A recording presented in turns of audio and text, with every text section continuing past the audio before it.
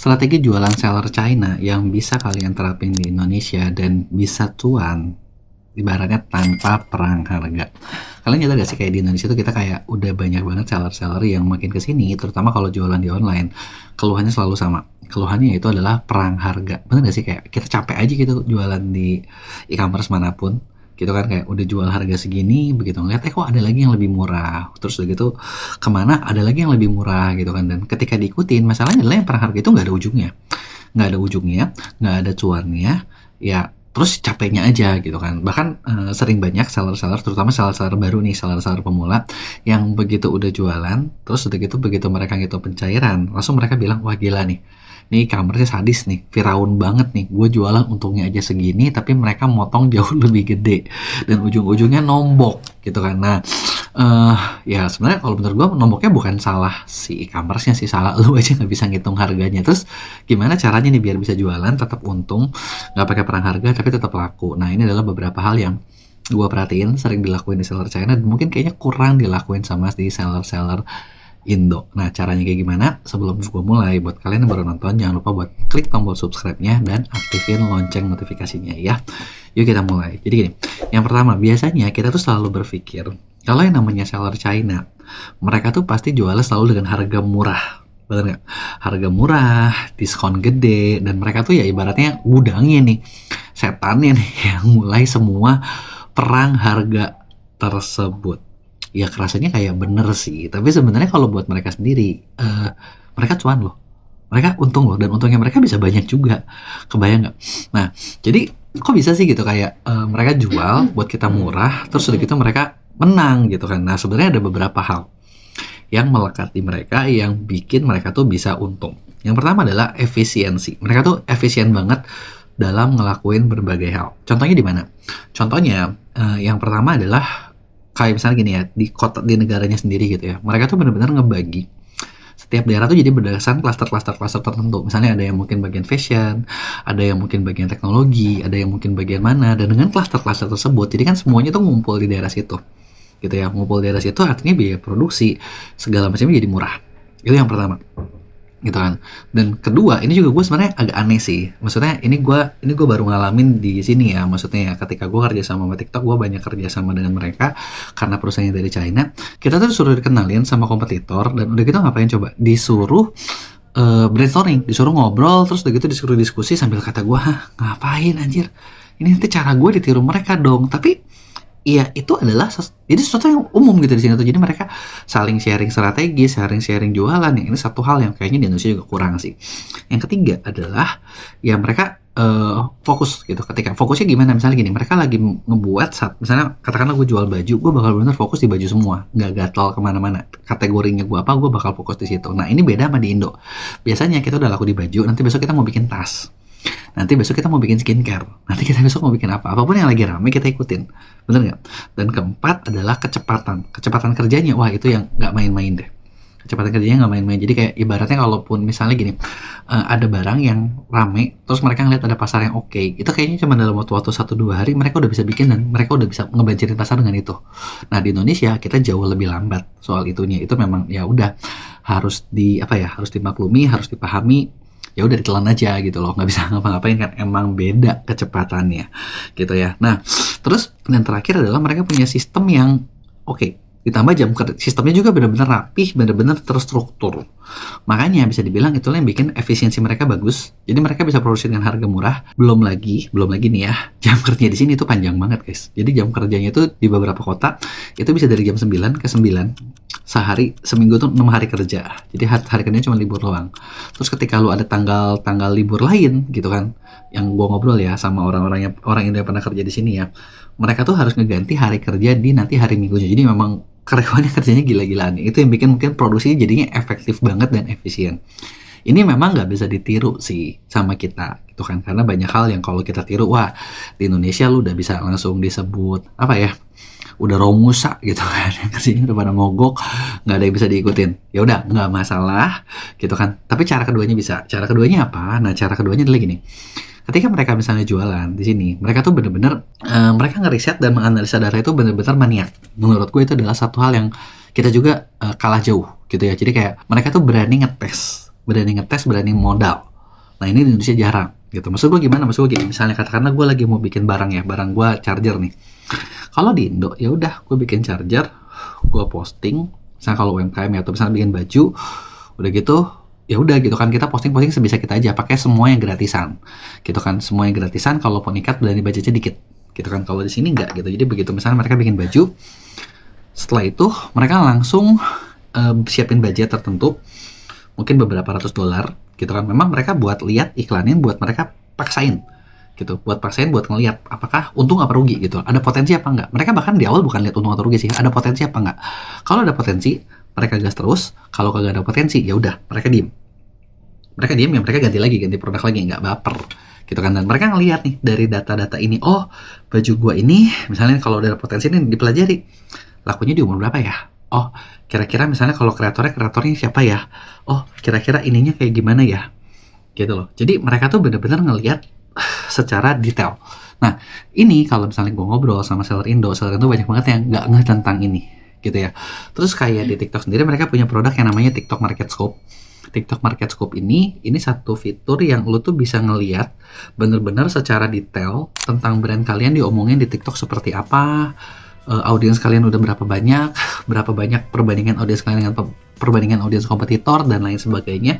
Ini satu fitur yang mereka benar-benar manfaatin banget. Di Indonesia yang punya aja masih dikit. Jujur yang punya masih dikit, karena memang fair ngomong sih, TikTok Market Scope ini lo seller biasa kagak bisa dapat, lo harus kerjasama dengan agency. Ini karena fiturnya agency gitu kan. Kenapa seller biasa nggak dikasih? Ya kalau lo semuanya dikasih terus agency gimana, kan nggak bisa hidup juga, bener nggak? Nah ini tapi kita demnya bisa bukain lo tentang TikTok Market Scope. Kalau lo penasaran TikTok Market Scope seperti apa, gue udah pernah bikin videonya di video yang ini. Lo lihat deh, ini menurut gue sangat kepake banget gitu ya. Nah terus kalau di MEA, selain kita punya TikTok Market Scope, kita juga punya data analytical yang nanti modelnya lu bisa lihat di video ini. Nah dari sini nih lu bener-bener bisa ngelihat, ngebedah setiap effort yang udah dilakuin, setiap duit yang udah lu keluarin, hasilnya tuh seperti apa sih, impactnya tuh seperti apa sih. Oh dapat impactnya seperti ini, jadi lu tahu ke depannya lu harus ngelakuin ABCDE gitu. Nah itu adalah hal-hal yang udah kita pelajari, hal-hal yang kita bisa lakuin gitu ya. Nah terus apalagi nih cara mereka main. Nah mereka itu sebenarnya mereka juga karena mereka ngomongin datanya kencang ya, datanya kencang, fokusnya kencang, mereka tuh jadi memang ngebagi setiap produk itu memang berdasarkan kategori-kategori yang disesuaikan gitu kan. Disesuaikan tuh kayak gimana, jadi gini, lu jangan ngelihat contoh gue punya baju gue ini harga berapa nih. Oh kan kalau orang Indo tuh selalu berpikir semua orang menggunakan jenis baju yang sama, bener nggak? Padahal kalau misalnya lihat di Market Scope nih, ibaratnya gini, Gen Z aja ya, Gen Z tuh ada yang kere, ada yang sedang, ada yang kaya. Udah pasti Gen Z yang kere sama yang sedang bajunya mungkin beda, yang sedang sama yang kaya bajunya pasti beda, daya belinya pasti beda. Tapi kadang ada beberapa barang-barang yang modelnya kayak mirip-mirip.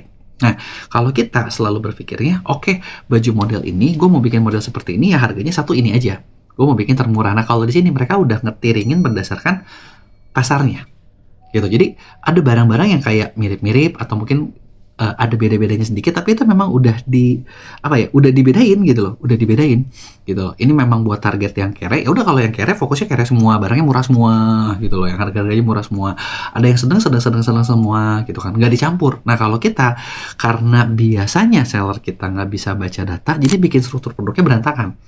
Ada yang sedang, ada yang murah, ada yang mahal, ada yang campur aduk gitu kan. Jadi kayak kita mencoba mendapatkan semua, tapi ujung-ujungnya kita nggak mendapatkan ya bayar apapun gitu. Karena kenapa ya susah gitu kan. Nah kalau mereka udah ngebagi, jadi oke, pasar gue di sini, gue bakal fokus stay di sini. Nah mungkin karena penduduknya juga banyak ya kan, 1, sekian miliar, yang artinya 1%-nya aja mungkin udah gede banget gitu kan. Tapi jangan salah, Indonesia juga banyak guys, kita 200-300 juta kan, artinya pasar kita tetap gede kok. Cuman nah kalian udah ngebagi segitu belum, atau jangan-jangan kalian biasanya ya nggak dibagi. Nah biasanya nggak dibagi gitu. Jadi kalau mereka ini benar-benar jualan fokus di sub niche, jadi benar-benar di kategori-kategori yang paling kecilnya. Nah setelah kategori di sini gimana, mereka bikinlah berbagai pilihan. Jadi barangnya bukan dikit ya, tadi kan gue bilang fokus misalnya, oke, gue kategori gue mau jualan baju buat anak umur 17 sampai 20 tahun gitu kan, yang kantongnya mungkin duitnya cuma ada 500.000 di dompet gitu. Berarti mungkin baju gue cuma harganya di bawah 100.000. Nah setelah itu gue bikin berbagai variasi ukuran, bandel-bandel yang unik, bikin paket hemat, bikin ada yang versinya lebih banyak gitu kan, beli satu dapat satu dan lain sebagainya. Nah ini meskipun lu lihat dompetnya segini, tapi kan kalau misalnya gue jual satu baju 100, jual dua baju katakanlah jadinya 170, mungkin yang dompetnya dikit juga, oh gue beli dua deh, tetap aja gue dapat bajunya lebih banyak kan. Jadi berbagai varian, berbagai bundling itu juga tetap laku untuk menjual gitu kan. Nah itu adalah beberapa cara yang mereka lakuin. Kalau mau yang lebih mahal gimana, ya udah bikinlah lebih mahal sekalian. Memang kategorinya kategori yang mahal sekalian. Tapi jangan sampai gini, lu ngejual barang mahal, stylenya barang murah, ya kagak laku lah. Jadi kalau mau barang mahal ya mahal, harus semuanya looksnya mahal gitu loh. Ya. Nah contoh nih, ini pengalaman kemarin ya, gue kemarin lagi bawa kreator live di China gitu kan. Jadi gue tuh total bawa 6 orang. Dari 6 orang ini, nah yang gue lihat ada satu keunikan gitu ya. Jadi ada beberapa orang 4-5 kreator itu tuh mereka ngejualnya bukan 4 ya. Jadi kalau secara yang price sensitive banget tuh ada 2 kreator itu lakunya cuma kalau buat barang-barang yang murah-murah banget. Jadi yang murah-murah mereka laku, dikasih yang mahal mereka nggak laku gitu ya. Nah terus ada lagi yang agak campur mix. Nah terus ada satu kreator yang unik menurut gua, karena kenapa? Dikasih barang murah dia bener-bener nggak laku, tapi dikasih barang-barang mahal ya, bahkan yang harganya jutaan, laku gitu. Meskipun lakunya belum terlalu banyak ya, tapi laku ada terus dan sampai sekarang kebentuk akunnya seperti itu. Nah itu kan ngomongin sama juga nih ketika lo jualan, bukan harga barang, padahal barangnya sama loh, maksudnya barang-barang kecantikan, barang-barang beauty, tapi kalau udah disiapin maksudnya personanya beda gitu kan, yang mahal ya dia kejualnya yang mahal aja, dijual murah nggak laku. Nah bikinlah sesuaikan dengan target market yang kalian mau jual.